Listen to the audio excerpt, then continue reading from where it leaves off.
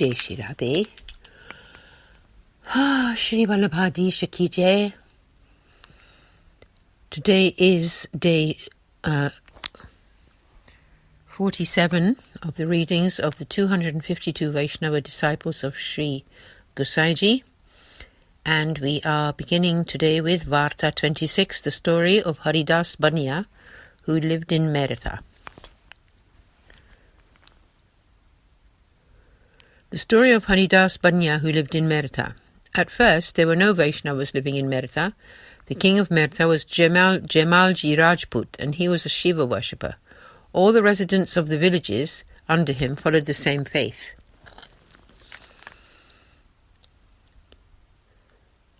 Once Sri Gosaiji set out to have the holy site of Sri Ranchorlalji in Dwarka. He set up camp outside Merita. That evening, Haridas had come outside the village. He caught sight of Sri Gosaiji. He immediately wished to become his disciple. At that time, Sri Gosaiji was sitting on a low stool and performing his evening prayers. Haridas came directly before him and bowed down, saying, "Please bless me and accept me as your disciple. Please initiate me with the Lord's name. I wish to become your follower." At that time, Haridas was 18 years old.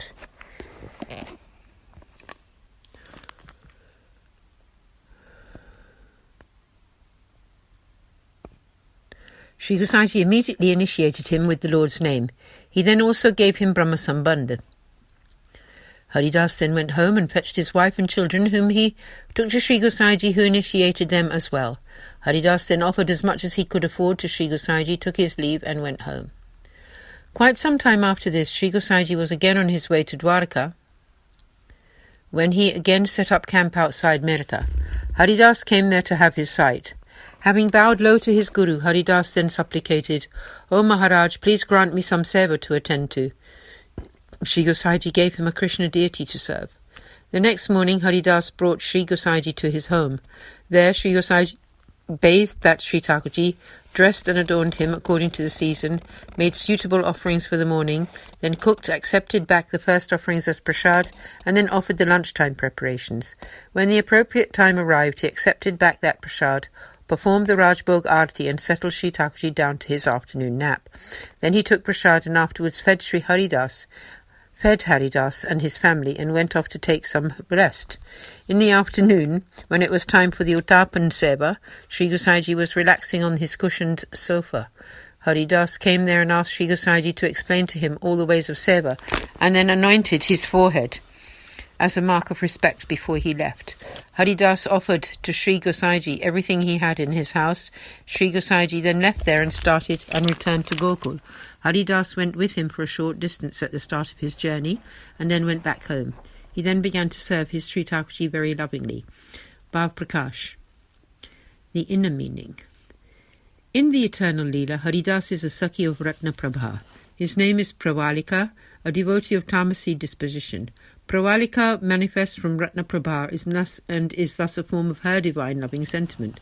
Pravalika also has two Sakhis named Ujjiyari and Sitala, who were Haridas's daughter and wife respectively. Here, both of them helped Haridas in the seva of their Sri Thakurji. Part 1 continued. Haridas continued to serve his Sri Thakurji for many days. Then someone went to Jamalji the king with a rumour about Haridas.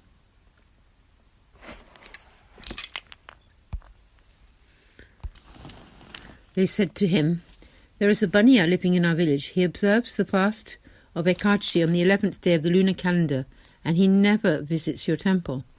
Hearing this, the king became outraged with Haridas and straightway sent 4 men to fetch him. When the 4 men came to Haridas, he said, "King Jamalji has summoned you, so you had better get a move on." He came with those men to the king's court and saluted him, then stood there. The 4 men informed the king that Haridas had arrived. The king spoke angrily to Haridas. "What's up, Haridas? Why do you never come to my temple? And why do you fast on the Ekadashi day?" Haridas replied angrily back to the king, "O Jamel, do those who happen to live in this village have to follow your faith? Endless kings like you are waiting to have the holy sight of my beloved Lord. Do you tell yourself that you are a great king?" Hearing these words of Haridas, the king was enraged. He said, "How dare this businessman have the affront to speak to me like this? He should be executed right now. The king's men took him away to execute him. The king's sister happened to be a follower of Sri Gosaiji. She heard this news and the unjust judgment from her maidservant. She knew that this Vaishnav was going to be executed without a reason. She came to the door of her palace and stood there. When the men taking Haridas to be executed passed by the door of the lady's palace, she grabbed Haridas's hands and pulled him into her apartment. Bhav Prakash. In the eternal Leela, this king's sister is a companion of Pravalika. Her name is Prema Manjari. Their mood of divine love was very similar, and so they had great affection for each other. Prema Manjari also has one Sakhi whose name is Kishori, who appeared there as King Jamal. Part 1 continued. The king's men came back to him and told him how his sister had pulled Haridas out of their hold into her palace. The king became extremely angry. He said, "See, up to this day my sister has never even looked at a man's face. She has held that Haridas's hand and pulled him into her apartments. My name will only remain Jamal when I have killed first my sister and thereafter this Haridas." Having taken this vow, the king took out a sword from its scabbard and went to his sister's place. When he entered, he saw that his sister had seated Haridas on a low stool and was standing next to him, fanning him. The king went and stood in front of his sister. She saw that he was enraged and addressed him smilingly. "Oh, my heroic brother, today you are about to lose your entire establishment. However, the Lord has not allowed it to come to this, where your entire lineage be destroyed. When just one single Vaishnava lives in a village, the whole of that area can be uplifted. You should fall at his feet. Here is a Vaishnava and a disciple of Sri Gosaiji. He is personally responsible for the Seva of the Lord of all the three worlds. Who resides in his home? Why do you wish to offend him thus?" The king asked, "So what should I do?" Then he realized his offence in his heart and returned to his court only after touching Haridas's feet. The king then addressed his sister. "Please serve him well. Please him and ask him to forgive my offence, then let him go home." The king returned to his court after taking his leave of Haridas. When he had left, the king's sister said to Haridas, "Oh, Haridasji, please drink some water." Haridas replied that he only drank water in his own home.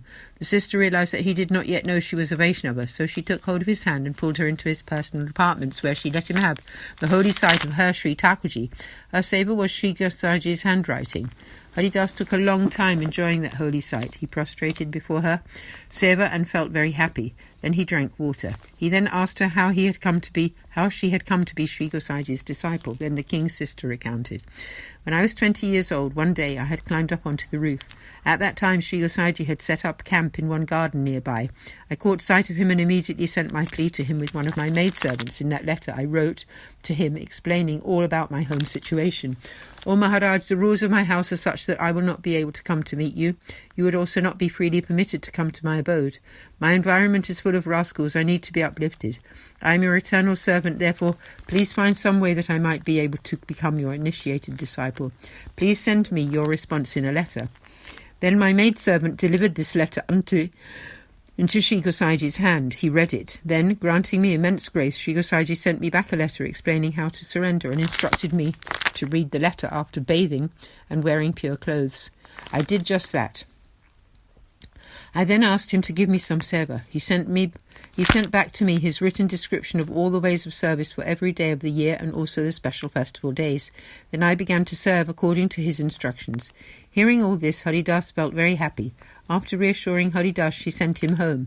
Quite some days later, Sri Gosaiji, who was in Gokul, heard all about these events. Then, when he was travelling from Gokul to Dwarka to have the holy sight of Sri Ranchodlaji, the group came close to Merita. Sri Gosaiji instructed his men to take such a route as to avoid the place. They bypassed it. Haridas went out of the village to have the sight of Sri Gosaiji. He prostrated before him and requested him to at least stop there a while.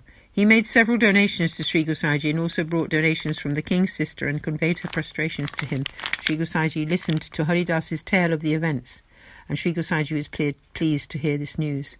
Sri Gosaiji partook of prasad before proceeding on his journey.